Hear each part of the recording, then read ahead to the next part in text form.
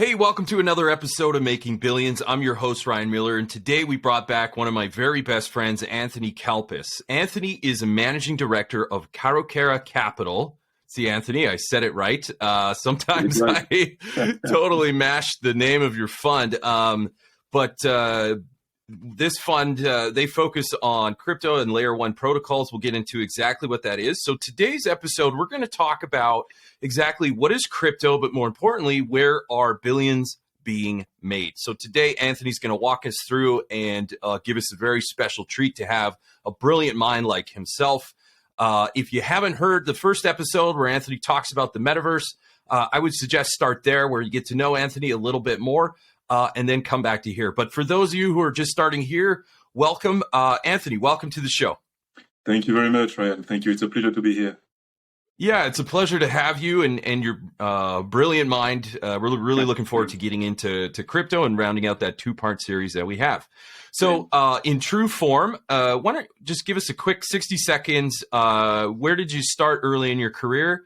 And how the heck did you end up from where you were to running your own, we won't say venture fund, but more crypto fund? Sure.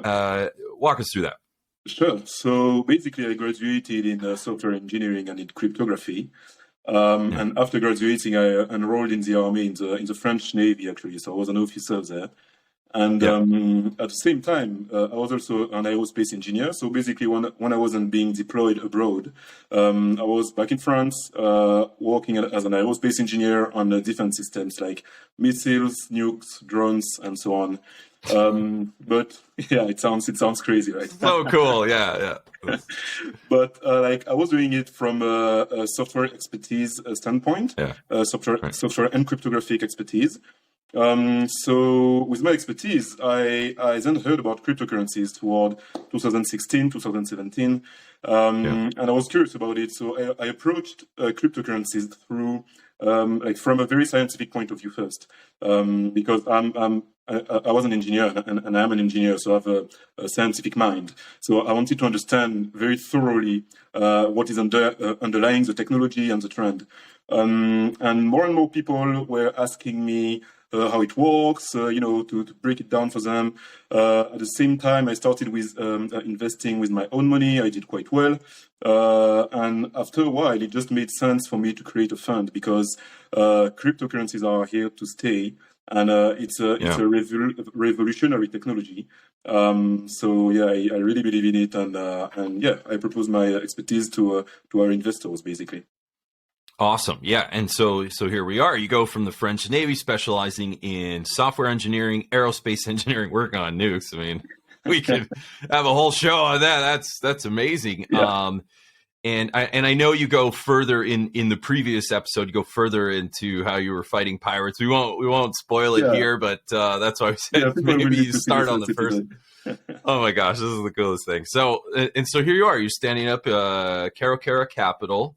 Walk us through. So for myself included, I remember asking you, what's with the name? what does it mean? Like, describe it. How does that fit into investors? Sure. Yes. Short story about the name. Karukera means it's actually the name of the island I'm from originally. So I'm French, but France has a lot of territories all over the world. And one of them is called Guadeloupe as of today. But before being called Guadeloupe, it was named Karukera. Hence the name of my fund. Awesome. So yeah, this fund is about investing in crypto assets. And this being said, unlike a lot of funds, we are not doing any trading activities. What we do is we are investing in the infrastructures that are underlying the crypto and decentralized networks, basically. So it's a very niche market, but it is so central, and we'll get a bit more into it later on. But it's the kind of central position you want to be in, basically. Yeah, and so every other, I'm doing air quotes for those of you listening there, the experts that I've talked to, I bring up something a little bit about your strategy without revealing it, and every one of them was like, "Oh yeah, that you've got to be the real deal to be able to understand that world." So these experts, without telling them who you are and what you do, they're like, "Yeah, if you know someone that can do what you're saying, then you latch on to that guy. So it's what we are. Yeah, what you do is very unique and highly profitable from what you're telling me. But we'll get into all of that. So very impressive strategy. So really quick, most people at this point, I would argue, kind of have a sense of what crypto is. So I don't want to spend too much time into the basics. Maybe just in 60 seconds, you can just walk us through really quick, what is crypto in 60 seconds? What is it? Sure. So the one thing to keep in mind is that crypto is a technology, basically. So what kind of technology it is? It is a distributed ledger. And this ledger can be public, it can be private, but either way, it is distributed across many devices, many computers, and data centers, and so on. And basically, what we call cryptocurrencies is that branch of software engineering that consists of, making those interactions between those devices holding the same ledger, doable and doable in a safe manner, and at scale, of course, so that the whole network of those various devices holding that distributed ledger can provide a service, a particular service.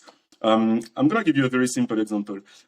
When we say crypto, people go like, oh, Bitcoin, or oh, DeFi, or maybe oh, Ethereum, right? And these are great. I mean, I love them all.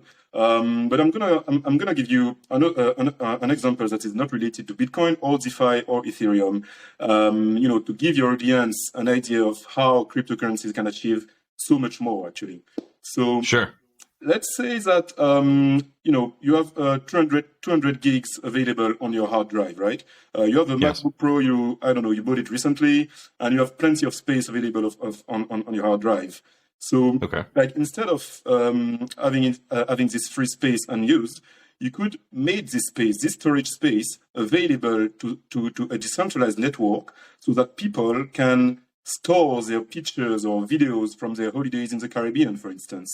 So, and without being worried that you will go into their picture or videos or whatever, because those things will be encrypted. And yourself, with your own computer, you will not have access to those files. And if you try to do so, you will be banned from the network. And why would you do that, right? Well, simply because by doing this, you will be paid into the tokens of the network that is providing this service. So you can see it as some kind of like Dropbox, decentralized Dropbox, basically, or decentralized iCloud, where anyone like you and I, like anyone in your community, can basically make their computers and their hard drives available for anyone else to store online their pictures and whatever they want to store in a safe and untampered manner. So I love it.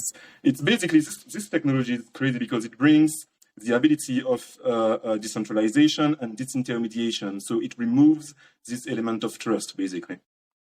So many new business models. So in that case, a ton of new business models and businesses are coming from that. So a lot of people, they see crypto, and you hear, recently NFTs. There's a lot of stuff that's being thrown around, and I know we went into that in our previous episode.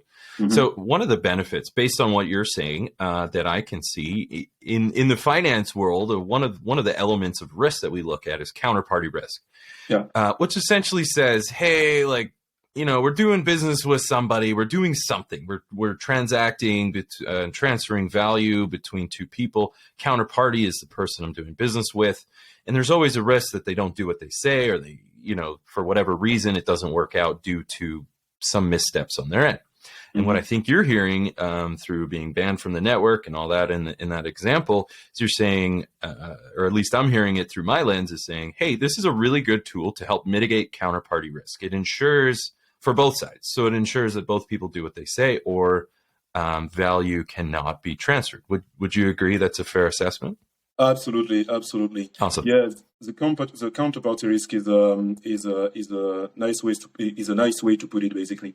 And so basically, the technology itself brings the service, and the value is transferred or transacted through the tokens, basically. And thanks to those native tokens, you can access those networks and services that are being delivered. Definitely. Without this element of without this middleman, it's like everybody is talking about it as we speak. Elon Musk basically bought Twitter, right? And thank God, because finally someone who will guarantee the true freedom of speech on that platform on Twitter.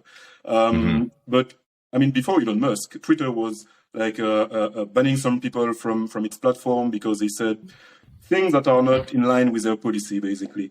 Sure. So as long as Elon Musk is the owner of Twitter, everything is great. But what happens when Elon Musk sells it to someone else, or who knows? Like, what guarantee do we have that Twitter will guarantee the freedom of speech? But with something like a blockchain technology, some kind of equivalent service like Twitter provided by a blockchain technology, we will not have to worry about who is in charge of the service, who is in charge of the network, because we don't need trust. Like, the whole thing is embedded into code, into the technology itself. So it doesn't belong to any central entity to decide who has a say in the network or who doesn't. Wow, incredible. Yeah. So again, you're right. I never saw it that way, but some people are, unsure whether it's positive or negative. People are saying, what does this mean? And so a lot of it's being swayed on the guy in charge. And so what you're saying is, hey, we can actually get rid of that issue if it's really bothering you. We can leverage it on blockchain with crypto. So that, that kind of leads me into something that I've been wondering is saying, okay, now that we know what it is and we know that you're very knowledgeable guy in this area. What do you see what's the future of it? How does it relate, specifically to this conversation? How does it relate to underlying tokens and kind of like bring us into that world? Where's the future as far as the technology and the tokens? Sure. Before diving into that, I'd like to touch a bit on, the market cycles, those 4 years of market cycles, because I'd like to address what I believe is a misconception. If everybody thinks that the peak, like each peak of the market cycle is driven by the Bitcoin halving. So basically the Bitcoin halving is that phenomenon where within the Bitcoin network, like the rule of cutting by half the issuance of new Bitcoin tokens is embedded in the code. So basically every 4 years, the miners that are validating the transactions over the network and producing Bitcoin, they are getting rewarded, but their reward is cut by half every 4 years, basically. And there was this like globally admitted and accepted theory saying that because this supply is cut by half every 4 years, there is a reducing of supply. Therefore, and since the demand is staying the same or maybe increasing a little bit, that's what drives the market up. I'm not saying that it is entirely untrue, but I believe that what actually drives this 4 years market cycle is innovation. When you go back in time, you could like pretty much tie every peak to either NFT craze or DeFi surge or ICO boom or some kind of innovation that makes something new and provide new type of services. And people rush into it because it's new and it brings value. Like DeFi, for instance, you can borrow, you can lend, you can do like sport betting, you can do all kind of things with DeFi. You can issue your own money with DeFi, like your own stable coin. Basically people just rushed into it, which as an effect drove all the prices up.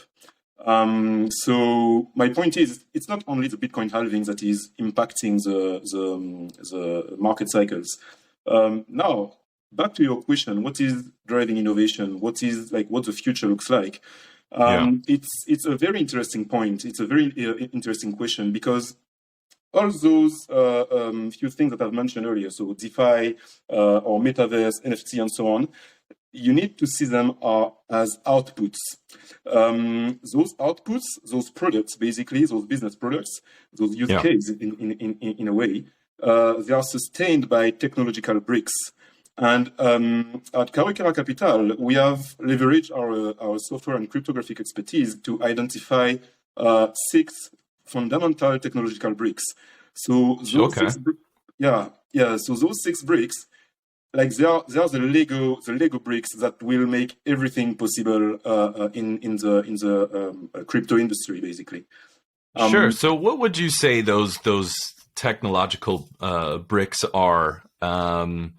Like right now, we're talking about if I could just chime in. So, the misconception is a lot of the value in the crypto market, you're saying, is that value is created from having. And you're saying, well, I mean, yeah, but not really. It influences it. But in your expert opinion, you're saying... It does play a role, but it's not like the main driver, in my opinion. Yeah, exactly. You're saying, no, technological innovation and I would argue more importantly, the adoption of that innovation is really what's driving the value more than this halving that's baked into the system. Is that... Absolutely. How am I doing? Yeah, we're getting it right. So that being said, you said, look, in my fund, we've identified 6 areas of innovation. So we're not worried about having, like, we know it influences it, but we're focused more on where the fundamental root cause that's driving value. Mm-hmm. And you and your fund have broken it down to 6 areas, correct? Absolutely. Okay, so yeah, why don't you fill us in? Now that we know that really the value in crypto is driven by innovation, now you're saying, look, in these 6 areas, this is where all the value, making billions, and as the topic of the show would suggest, absolutely, will come from businesses, services, and investors in these 6 areas. So now that I've dangled the hook, let's get into it. So let's go even deeper, bring us deeper. What has your fund found are the 6 areas of innovation in crypto? Sure. So those 6 areas of innovations, they are basically sectors in the crypto industry. So they are type of protocols. I will start with what's called bridges. So a bridge is like a cross-chain protocol. So, I mean, for your audience to understand, it's important to know that the crypto industry as of today is quite like segmented. It's like many silos. So Ethereum is a silo, Solana is a silo, Cardano is a silo, and so on and so forth. And if you want to transact the value of information from one silo to another, like from Ethereum to Solana or vice versa, you need what's called a bridge in between the two of them. So thanks to bridges, we will achieve interoperability. Because as of today, the liquidity is fragmented. The services are being kept in silos. It's hard to truly interact in a seamless way from one like crypto ecosystem to another one. So bridges are fundamental. And apart from that, so that will be the first brick. It's like if I chime in, it reminds me of what. You and I, obviously, we have 2 different native tongues, and Google Translate, you're obviously bilingual, but Google Translate would be one of those bridges to say, hey, if you 2 need to talk. I remember being in Mexico, and I was trying to talk, and I was looking up different words to communicate with my driver, and through Google Translate, I actually found out this guy was hilarious, and we really had a good time. So yeah, bridges are just allowing to say, okay, well, we got one language and one thing going on over here, something similar, but in order to merge those 2, bridges are critical to bring together the different infrastructures and reduce those silos, like you said. Absolutely, yeah. It's a very nice analogy, and your audience can look at Chainlink. It's one of the bridges between the Polkadot blockchain and in the Ethereum ecosystem. They can also have a look at Ren. It's between Bitcoin and Ethereum. I mean, there are all kinds of, not all kinds, but there are many bridges. Similarly, with any sector, with any brick, I mean, cryptocurrencies, the crypto industry is such a fast-paced industry. You have like new projects coming out every day, basically. This being said, let's move on to oracles. So what are oracles? Oracles are the type of protocols that are bringing off-chain data in the world of on-chain blockchains, but in a safe, decentralized, trustless, and untampered manner. Let's take an example. Let's say that you want to use a DeFi protocol that is allowing you to bet which NBA team will win next week, for instance. So I don't know. You will bet on a New York team, for instance. But like the decentralized DeFi protocol, so the protocol that is managing those bets needs trustworthy information from the outside world, outside from a blockchain point of view. Meaning, they need to get fed. They need to get some kind of data feed from the outside world into the world of the blockchain of the DeFi protocol handling this kind of bet. And this is where oracles come in. They go in our world and they cross-check the data. They make sure that they are not tampered. They net them into some kind of structure, and they transfer them on chain, those data. And these are oracles. The most known oracle is called Chainlink. It's one of the biggest market capitalization of all cryptocurrencies. And but you have a few other ones like API3, band protocol as well. You might want to look at that API3 and band protocol. Happy as well. Happy is one of them, very interesting one, especially that it brings some element of privacy into those transfers. Whereas the other ones, they are only bringing like pseudonymity and not anonymity. There is a subtle difference. So yeah, these are oracles. And we'll put the links for a lot of those in the description below for the listeners who are listening to it. We'll kind of guide you to those areas as well. Okay, and then so we talked about bridges, we talked about Oracle, and earlier you mentioned in your early example decentralized storage using those photos. Maybe walk us through that as well. Absolutely, that is one of the technological bricks that we have identified. Because by those bricks, what do we mean to achieve? What do we want with those bricks? Is we are saying that those bricks are the required elements to achieve a seamless Web 3.0, as user friendly and as a seamless and that can deliver on its promises and claims. Decentralized storage is definitely one of them. So as I mentioned earlier, basically it's leveraging the available memory space of any community. I don't know how many gigs are available out there, but it's billions of gigs that are unused and unleveraged, and out of those we can unlock value from those gigs. I mean, how crazy is that? We could we could just replace iCloud, Google Drive, Dropbox, and so on and so forth. And anyone can do that. Anyone can build a protocol on top of these bricks, right? Yeah, I would argue Airbnb built a business off that similar notion to say there's people that have, if you've got excess capacity being underutilized, whether that's like a factory floor, a hotel room, your own house. There's even Elon Musk is saying, hey, if I can get these autonomous cars, they don't even need to sit there. They can go out and drive people around, make you money. It's pretty similar as to say, if you've got an asset and it's not being utilized to its full capacity, why don't we just let someone else utilize it and pay you for it? So this is great. There's Uber, Airbnb, now it's going to the blockchain. I mean, this is absolutely fantastic. So that's one of the areas you've identified as value. Yeah, absolutely. That's one of the areas, and I'm really glad that you bring up the example of Airbnb, companies like Airbnb and Uber, because it's literally about unlocking the value of something that you own. It's like cryptocurrencies this is what cryptocurrencies are about. Another similar example would be, and we are kind of drifting off our original conversation, but very quickly, people can now tokenize their property, their real estate. So instead of having an asset that is just there, and the value of this asset is fluctuating with real estate market, you can tokenize a part of it or all of it if you want, and sell those tokens and get some liquidity, and use this cash to leverage it and buy more properties and start new projects. Very cool. Anyway, I mean, I'm drifting away. No. It's like a reverse mortgage, but through the blockchain. Exactly. The possibilities are endless.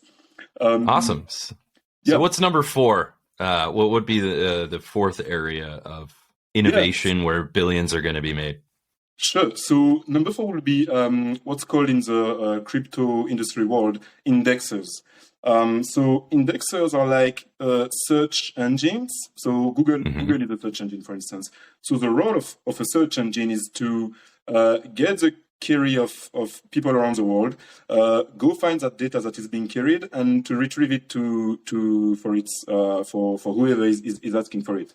And this is done right now as of today with centralized search engines like Google, Microsoft Bing, Yahoo, and so on. But like it's necessary to have the same capability, but in a decentralized way. And this is where indexers come in. If you look at the graph, for projects like the graph, for instance, or Unmarshall or Fura is a very interesting one, a very, very early stage, but very interesting one. They are looking at like carrying data on chain in a decentralized and trustless way, so that people can just, the same way they would search online, they would Google something, they would search on chain, they would search on the blockchain, but without using a centralized entity, a centralized service. So that will be the indexer. That will be the fourth technological brick. Awesome. Number 5? Yeah. 5 is So 5 is like to a lesser extent it's a good a very good technological bricks, because this one we call it the decentralized internet service providers. So providing the internet to the masses as of today requires a lot of infrastructures, like physical infrastructures, like optic fiber, towers, antenna, satellites, totally, and so on, right? But we have crypto projects leveraging a specific hardware, bespoke software, and a specific type of electromagnetic radio waves, basically. And they are looking at providing internet on a large scale in a decentralized way. So you will not have a single point of failure like we have today. So if your optic fiber goes down, well, you don't have internet, and that's it. And this kind of crypto projects, there is one called Helium. It's the most advanced project. Helium is spelled Helium. They provide basically like hotspot. Basically they are like modems, like routers that you can dispatch in a town or in a country. And with this type of radio waves, they can provide internet pretty much anywhere. All of it in a decentralized way. And it's really, it's just when you take all those bricks, it's so interesting to see how and where the innovation is going, because it's like the internet coming together, but in a decentralized way. So we are reliving again the internet since the 90s, but with the new technologies, and this is like we are at the beginning of the cycle. Yeah, and there's, if you're old enough to remember that, there's probably a lot of people that have some FOMO about maybe not investing as much as they should have, and when the internet first came out, not understanding the true scope and scale of this, not only the project, but the wealth that's being created there. And that's absolutely incredible. So decentralized internet service providers. Absolutely. And then finally, number 6, the 6th area of innovation that will drive value in the crypto markets.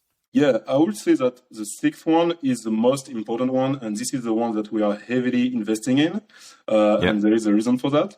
So that one is we call it the brick of layer 1 protocols, and the reason why they are called layer 1s, it's because they are basically you need to see them as some kind of decentralized operating system. So they are like the base software layer upon which every other services, every other decentralized application will be built on. Without those layer 1s, without those layer 1 protocols, you cannot build DeFi, you cannot create NFTs, there is no metaverse, there is no play to earn, move to earn, all those marvelous services and applications that we come up with blockchains. They are all based on layer 1s. You cannot do without them.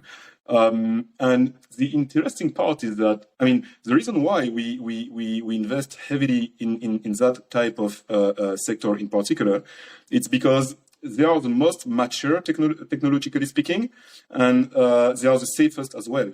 I was talking about bridges earlier, but I mean, your audience need to know that bridges are great, and with my personal money, I am invested in some bridge protocols, but I wouldn't do that with my investors' money because they are not mature enough, technologically speaking. And you need to know that most of the hacks that have happened in the last month have happened on bridges because they are not technologically mature enough. Lately, was it 2 or 3 months ago, a bridge between Ethereum and Solana called Wormhole got hacked, and they lost $320 million. It is astonishing, right? And, oh my goodness! Yeah. And boy, this is where our expertise comes in. To see which project is safe, which one is not secured, which one is on a good innovative trend to invest on the long term, basically. Right. So you're saying now that out of these 6 areas, some are more mature than others. That's fine. There's very risky stuff. Now, when I'm listening to you, you said, look, number 6, layer 1 protocols. This is what your fund heavily invests in kind of the startup world. And the reason why is, 1, it's more mature, hence less risk for your investors. But more importantly, these are my words, not yours. You're saying that this is something that is absolutely critical to the overall success of crypto, blockchain, everything that you put onto it. We invest in that underlying foundation. So it's similar to when the internet was coming out. Some people were starting internet businesses while the people who made the real money were investing in the infrastructure of the internet. Absolutely. The mass scale of those kinds of projects is astounding. However, since everything relies on that, a lot of attention, a lot of maintenance, in a good way, starts going into this to say, well, what is the critical path to success in the blockchain? And you've identified that the area that your fund focuses on is part of that critical path. Therefore, improving returns, mitigating risks. I'll let you get into that. That's just my perception. Again, legal disclaimer, right? We don't know what we're talking about. Entertainment purposes only. So, so it sounds like, if I could just kind of conclude on those 6 areas, it sounds like those 6 areas that you've identified is where value is being created. But Absolutely. Then to complement that, it's the cryptocurrencies, and you've listed a few. It's the cryptocurrencies that are kind of woven into that technology is how value is transferred. Would you say Absolutely. Would you say that's a fair conclusion on that?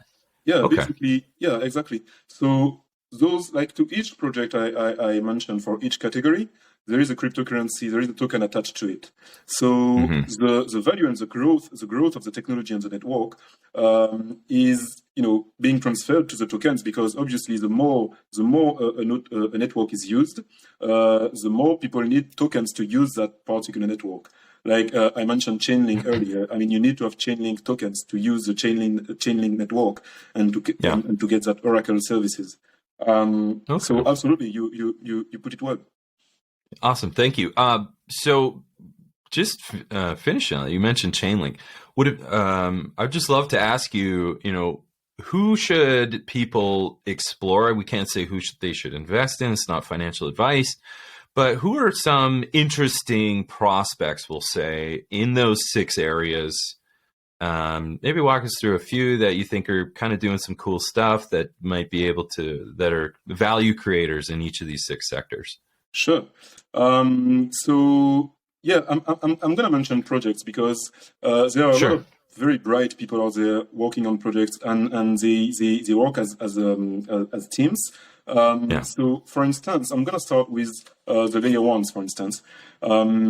I do believe that because again, it's a very complex universe. So I tried to oversimplify it for your audience, but within each category, there are like subsectors and niches and stuff like that.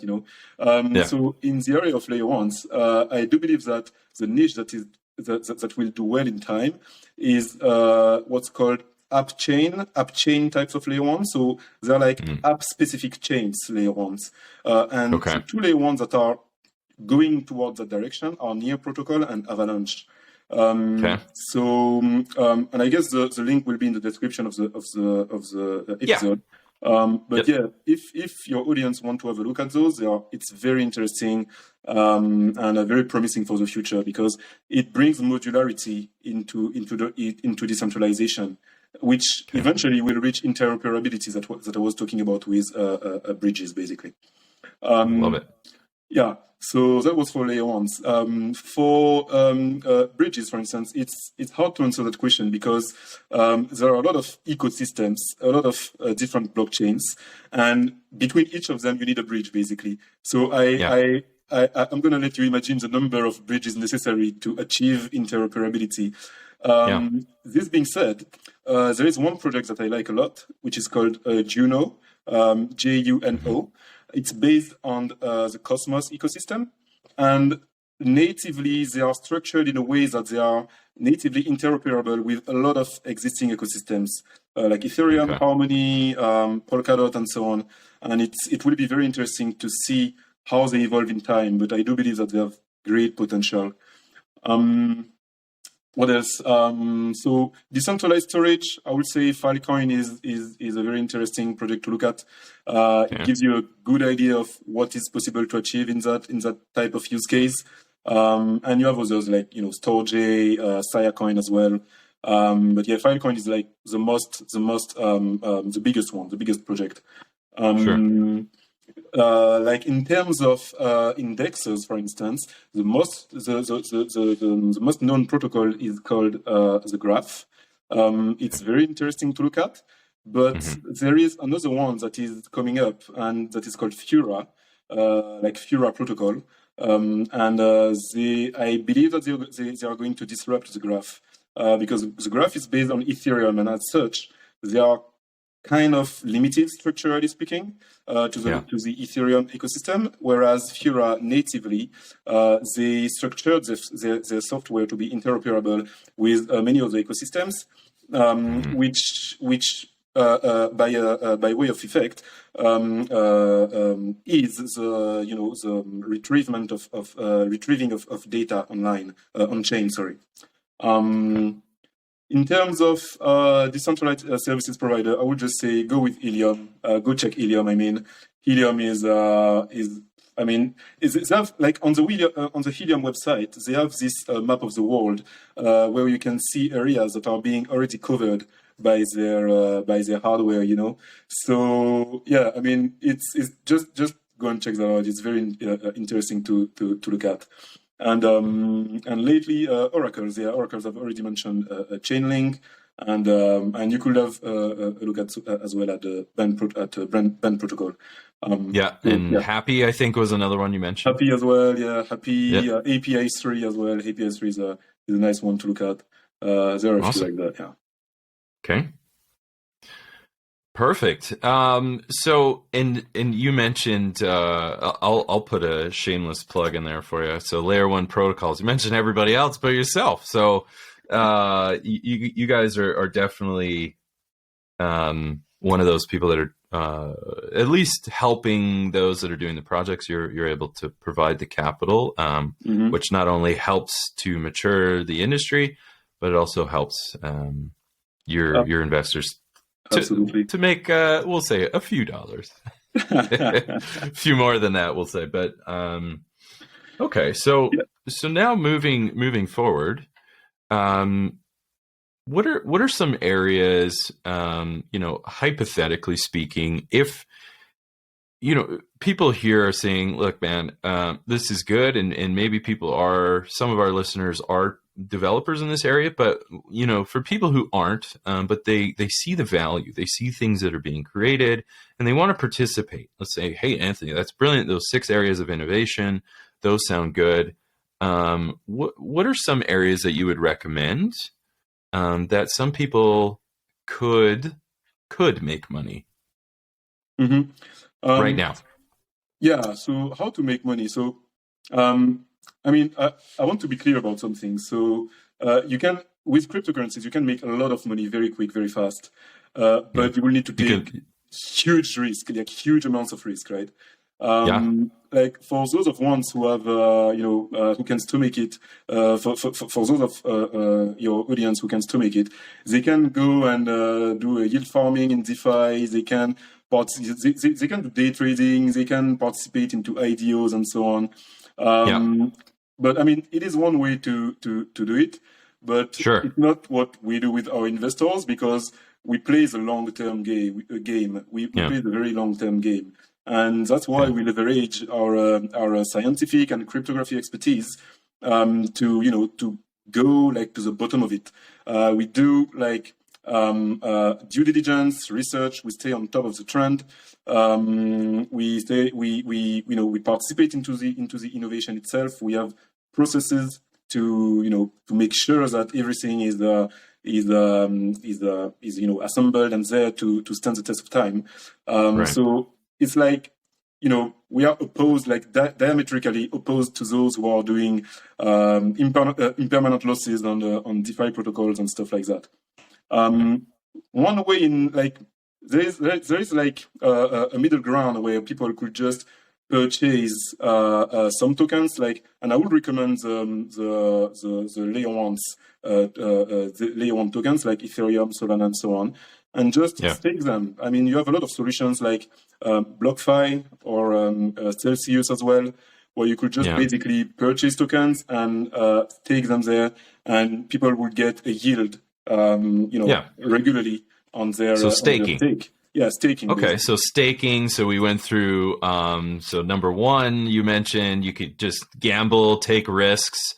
Not really what you recommend or what you do. Like to address that first category of gambling and taking risks.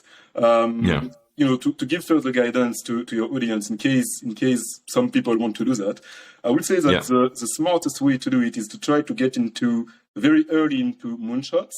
So, in cryptocurrencies, like each token has its own market capitalization.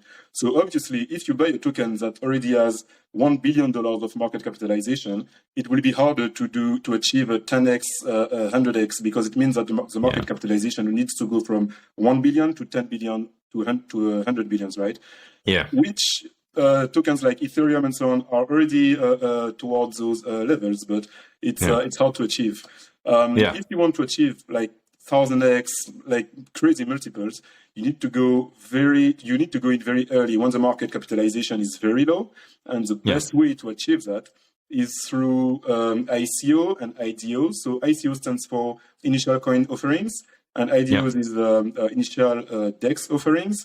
And in order to achieve that, the latter IDOs, you need to get some tokens from launch pads like TronPad or BSC pad. I mean, every week they have at least one project coming out, and you can purchase the tokens when the market capitalization is very low, like a few hundreds of thousands of dollars, a few millions of dollars for the biggest of them, and those tokens, they will go through the roof very quick. Take off, They will just take off very fast. There's a chance that they crash down pretty fast as well. But that's what the risk is, though. Exactly. Like not really. Yeah, that's quite the wild ride that people can take on those. So you're saying if you do it, it's the equivalent of just buying penny stocks in the stock market, absolutely. Right? Or angel investing. You're like, there's not a lot to go off of it. There is a lot of risk, but you can mitigate that. But it is a risky play. But you can make outsizable returns. Just by buying coins. You said ICOs, IDOs, I would argue NFTs, a lot of those things are kind of the avenue to do it in that way.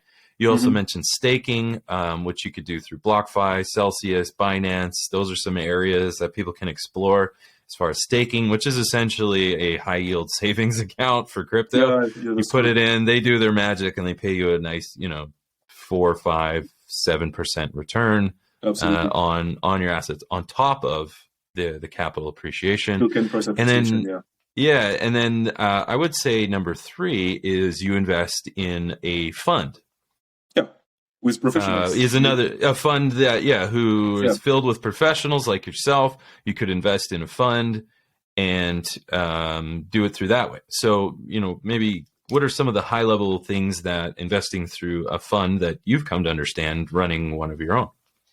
Sure. What are some of the, sorry, let me clarify. What are some of those areas that you guys focus on? What are some of the advantages of doing that as well? Sure. So basically, obviously I'm going to say that investing in a fund with a fund is the best way to go, because you have like professionals handling your money, managing your money, and your investments, and they do it they do it for a living. So basically they do it 24/7. There are processes in place. They do research, like very in-depth research. They go like all the way for their due diligence. They have a risk management in place. A very like simple example of risk management that we have in place is, for now, we do not at Karukera Capital we do not invest in bridges. Why? Because along the past few months, most of the hacks that have happened in the industry have occurred on bridges. So that the technology is not mature yet. We stick to something else, basically, to layer ones for that matter. Investing with a fund like Karukera Capital, and that's only for accredited investors. Unfortunately, I'd like to have it open to more people, but it's how the regulation is, right? That's the rules. What? Sorry? That's the rules that the SEC gives you. Yeah. Exactly. So for accredited investors and above, they can just reach out to us and or to other funds for that matter, and they will be sure that everything is being put in place so that their money is invested in the right type of asset at the right time. And by doing this, investing at Karukera Capital in layer ones, in infrastructures, it's the guarantee. It's a sure thing that our investors, are placed in the central position where the most of the upside will be within the crypto industry, while facing a very low, really low amount of risk. So you mitigate the downside while still preserving that impressive upside. Absolutely. And you mentioned that it helps your investors to get positioned in that way, but it also has professional oversight. Sounds like there's some risk management components. I'm assuming that exists in most funds. Risk management is key. Risk management, security. There's a lot of things that go, and the savvy investors like yourself understand that, to say, well, it's not enough just to buy a coin. You gotta know which coin and what's the right timing and where is the market going, and then there's the financial accounting and security and there's a lot.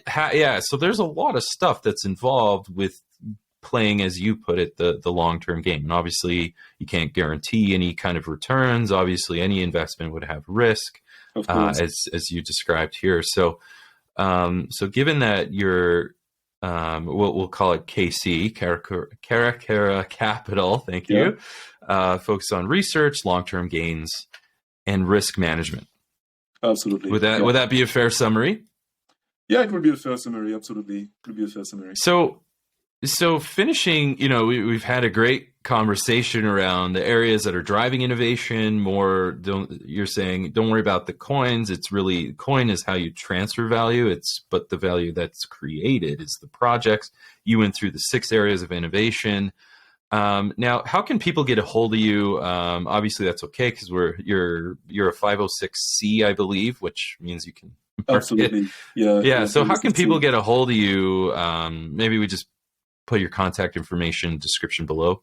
Sure. If they want to learn more or just get to know you, you're a fun guy. So sure. So they can go into the description. They will see my contact. Other than that, they can go on LinkedIn. If they type Anthony Calpas or on Twitter as well. Calpas. Absolutely, yes. Calpas is your last name. They should find me quite easily, or on Twitter as well, Anthony Calpas, like all attached, one word. I'm on both LinkedIn and Twitter. Okay. And so, as we're wrapping things up, maybe is there any final thoughts that you would want to share? Yeah, sure. We've covered a lot, and I hope that your listeners got value from what we shared here. Basically, the main point is investing in tokens is not like investing in stocks or in equity. Basically, when you have a token, you own a piece of a network and you have access to the services that this network is delivering. So having that in mind, it's important to to identify which kind of protocol or network or project will stand the test of time and will deliver value on the long run, right? So yeah, I mean, this being said, I hope that your listeners keep this in mind, and yeah, I mean, they are very lucky to have you, Ryan, because I don't know if your audience is aware of it, but yeah, we've worked together. And you're definitely the kind of guy that people should stay close to, because having worked with you, I know that you're the kind of guy who wants to bring people up, like to lift people around you upward, right? So your community and your listeners are really lucky to have you. Thank you, and likewise, you're very kind, and yes, that is one of my life goals, is to. I've been very fortunate, but this knowledge and these skills, as you and I have gotten to know each other, I firmly believe you never really truly own something until you give it away. That's true. And that includes my knowledge and skills, and yours, is to say, if I'm truly going to become a master, can I really claim that I've owned something until I've been able to give that away? And so, wonderful people like yourself, and who are joining on this mission to help people to find the way, light that torch, and be the torchbearer. I really appreciate all that you've done as well. So, well, that's enough for me, everybody. So to summarize what we've talked about, pay attention to those 6 areas. Go back, write those down if you need to. That's where value is being created. And also, join us on our mission. Give some of your skills away. Be very generous in your mission, and you too will have the skills you need in your pursuit of making billions.